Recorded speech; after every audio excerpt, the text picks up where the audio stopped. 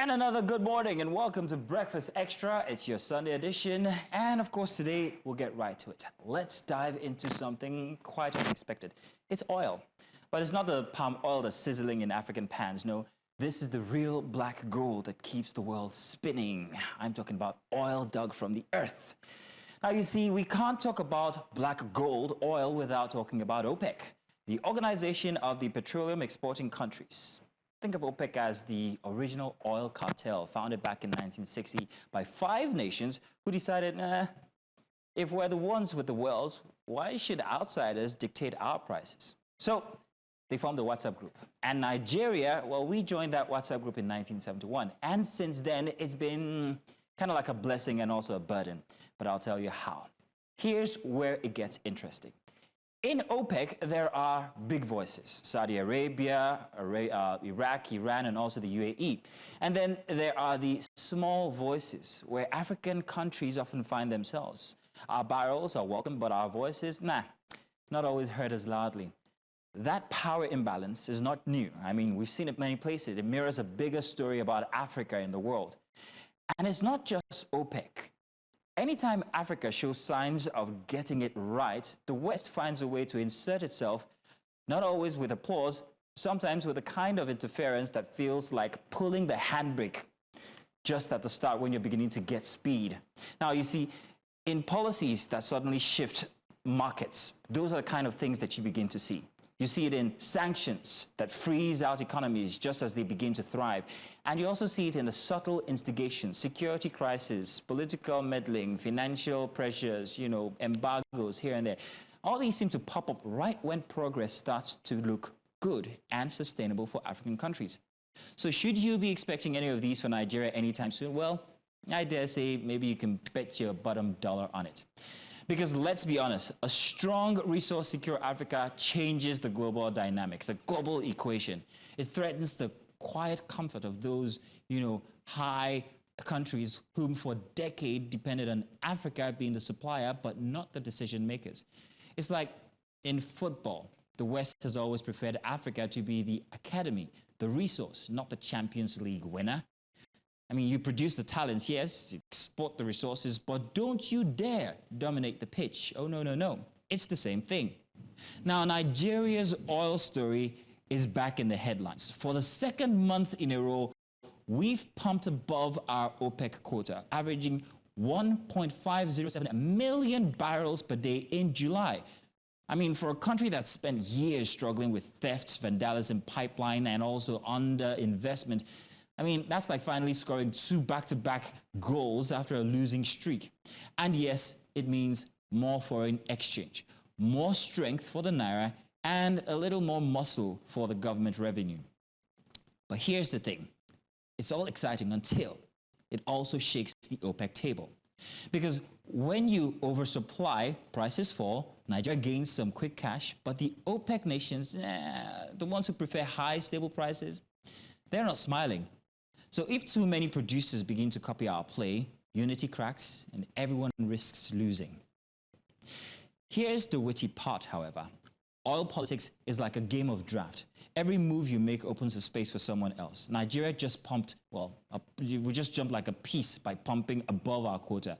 Bold, yes it is, but now comes the harder part, keeping your crown on the board. Because in a game of draft, you don't win by one flashy move, you win by anticipating the traps as you go along. Firstly, let's talk about inefficiency. It's one thing to pump more oil, it's another thing to actually see the money. And for decades, Nigeria, we've been champions at producing barrels, but amateurs at collecting the profit. Oil thefts, subsidies that swallow revenue whole, pipelines that leak more than government press statements. I mean, these are the self-made hurdles. Imagine playing draft with holes in your side of the pieces. You keep moving, but you never really get far ahead. That's just the way it's gonna go. Then comes interference. The global oil market is like a nosy neighbor who doesn't just celebrate with you when you purchase a brand new car. No, they would also come downstairs in the dead of night and purposely scratch that brand new paint that you've got while you're sleeping. Because Western powers, they can adjust policies, they can spark demand shifts or even stir instability in your backyard, all to keep Africa's advantage in check. So while Nigeria is celebrating 2 months of quota-breaking glory, someone somewhere is already calculating how to make sure that that streak doesn't become a habit. Like I said from before, if you want to bet your bottom dollar on it, go right ahead, because it will happen. And there's more. That's the danger.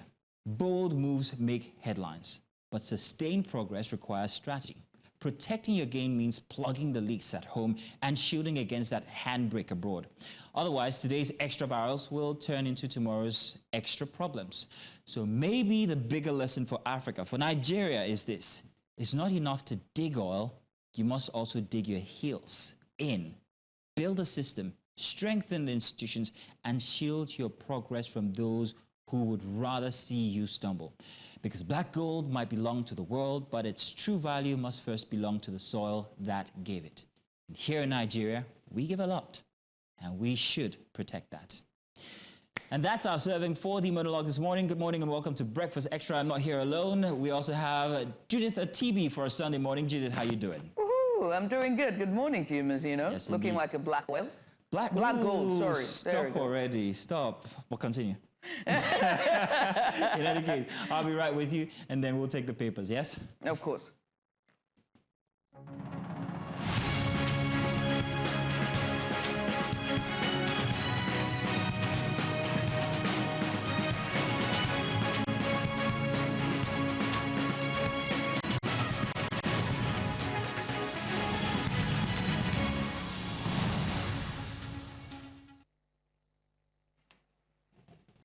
A very good morning to you and welcome to this Sunday's edition of Breakfast Extra, your favorite way to wake up in the morning and get you started for the week ahead. Now, this morning we're tracking a number of things on Breakfast Extra. We're going to get started in Maiduguri. We'll kick things off there, where a surge of street beggars has become more than just a humanitarian crisis. It's now a test of urban order and public safety. That's our big report at the top of the hour this morning. From Maiduguri, we head to Lagos State for our extra special, where residents of Magodo Phase 2 are locking horns with a government-backed developer.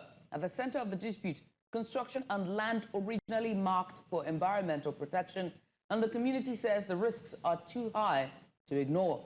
From there, we head to our Wellness Central for this morning, where we take a step inside the Nigerian workplace, where stress, toxic cultures, and long hours are quietly wearing people down.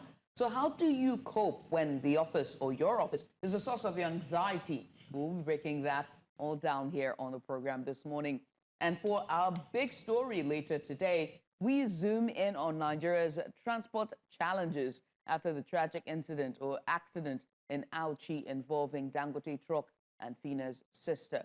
Now, beyond the headlines, it raises hard questions about driver training, company accountability, and what smart transport systems could mean for a country that is battling both with rising fuel costs and deadly roads.